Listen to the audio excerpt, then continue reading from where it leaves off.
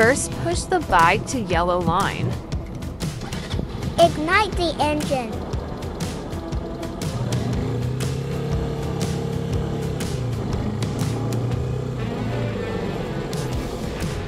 Stop the bike. Ensure front wheel stays within this yellow box. Important, do not shut down the engine. Make a left turn and shift to gear 2.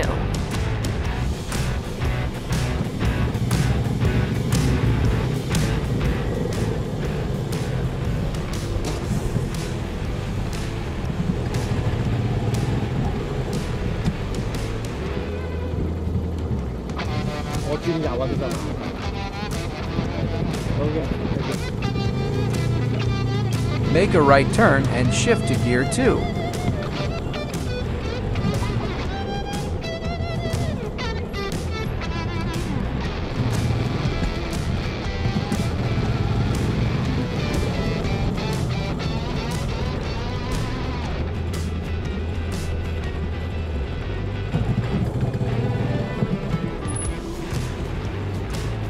Turn either right or left, then preparing for emergency stop speed needs to be faster than 22 kilometers per hour.